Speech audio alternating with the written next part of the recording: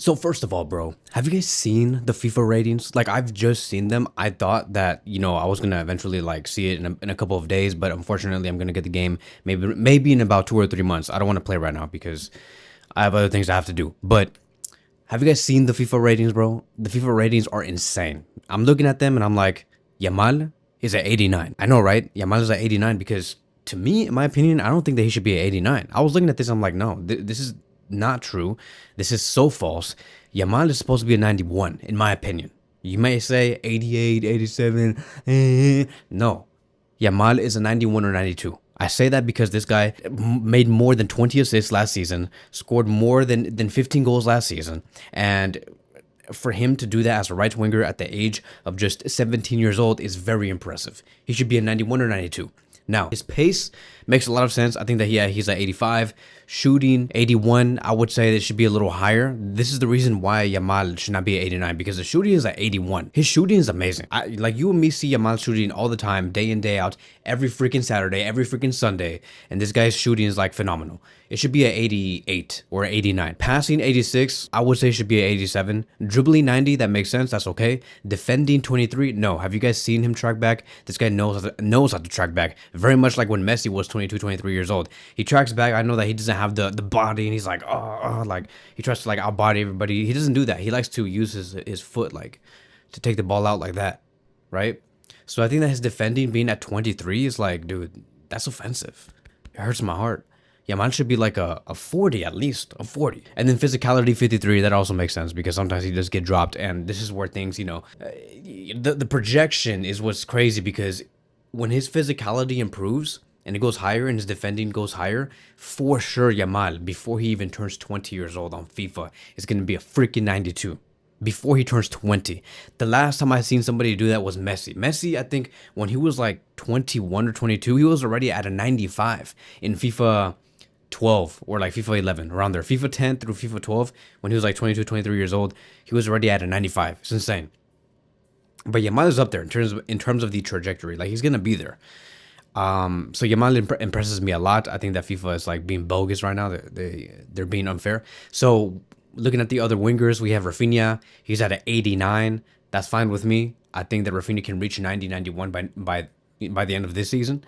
Cavara, 87, as he should, below Rafinha. Nico Williams, as he should, be 86, below Rafinha. Luis Diaz, 85. Leao, 86. I don't see any winger here that's higher than Rafinha besides Vinicius, and he's equaling Rafinha. It's insane. And I don't even think Vinicius should be at 89. I don't say this, right? Like, you guys are always assume that I'm being unfair only because I'm a Barcelona fan. But tell me, what did Vinicius do? What did Vinicius do last season that would allow him to be on par with Rafinha? Rafinha was miles better ahead of Vinicius. I would be okay if I saw Vinicius like at an 87 or 88, but not at 89 and being on par with Rafinha. If you think Vinicius is at 89, you better put Rafinha on a 90 or 91, right? Just 1 or 2 points or steps ahead of Vini. And then we have Pedri at an 89. That's insane. I can't wait to use him in the game. 77 pace, that's fine. Shooting, 73, that's fine because he barely shoots. Passing, 85, that should be way higher. It should be like an 89 or 90. Dribbling, 91, makes sense because you barely see this guy lose the ball. So yeah, he's a 91. That's fine. 91, 92, it'll be okay. Defending, 78, that's okay. Physicality, 77, that's okay. That's fine. So I think the FIFA were decent and on point with Pedri. I just think that his passing should be at 89, which ultimately makes him very close to a 90. But eventually, I think that by the time he reaches like 25, 26, 27 years old, kind of like Xavi and Iniesta, he'll reach the 90 to 91. I remember Iniesta's peak back in FIFA 14 or FIFA 15. He was at a 92, 93. Dude, that Barcelona team that I was using back in the FIFA 15 game, it was amazing because I had Iniesta on a 89 to 91 on a regular basis, with Neymar being at, I think he was like an 89 or 90. Suarez was a 90. Messi was like a 96, 97. And then we had like Sergio Busquets at 90. We had Jordi Alba at 90. Dani Alves at 90. The whole team basically was a 90. There were some players that had like an 85, 86, like Piqué, Mascherano, whatever, Xavi, whatever. But that's Xavi only because he was at the end of his career. That's fine. But I do think that in about 3 or 4 years from today, that FIFA team from Barcelona that we saw back in FIFA 15, we'll see the exact same thing when FIFA 27 or FIFA 28 hits with our group of players today because of them.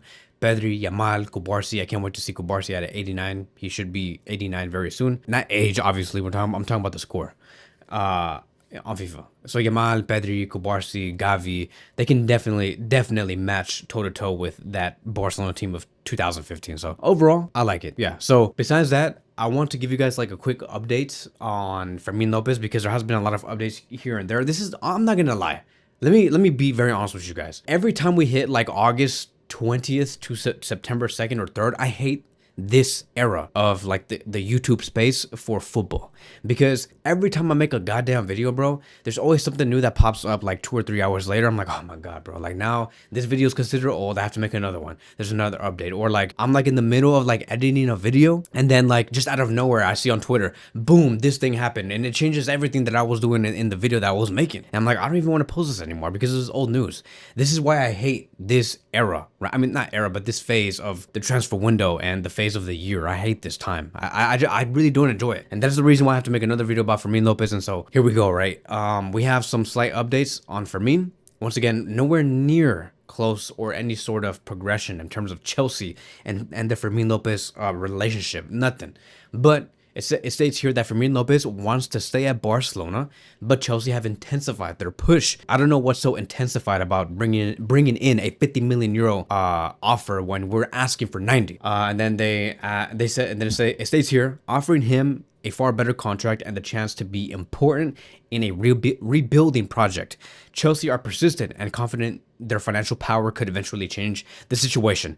At Barcelona, Deco and Flick are firm that letting Fermín leave would be a sporting mistake despite the club's financial difficulties. So like I said, I don't give a damn what Chelsea are doing in terms of intensifying, in terms of intensifying and stuff like that. Like it to me, I don't see nothing being intensified. I think that all of this is just semantics. It's just all marketing from the journalists or whatever, just trying to come up with these stories, because I have not seen anything besides a 50 million euro offer and nothing more.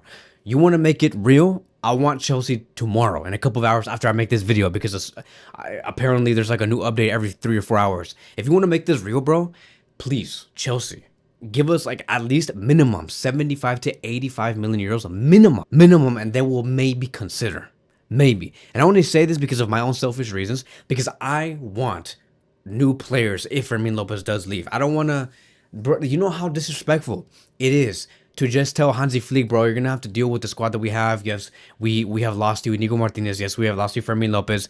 And even though, yes, we're sorry that, and we're sorry, you know, this and that, even though you want us the domestic trouble, we're sorry, but this is just how it is. Dude, you know what's going on here? This is like repeating history from 2 years ago. Do you understand what Barcelona did to Xavi Hernandez back in the summer of 2023 after he won Barcelona La Liga for the first time in 4 years? Xavi won the Spanish Super Cup and La Liga back in the 2022-2023 season, okay? 2 trophies. One of them was La Liga, and we have not won that since, at that time, we haven't won since like 2018 or 2019 or something crazy like that. So it's been a very long time. We should have rewarded Xavi in the summer of 2023 after what he has brought us, but no.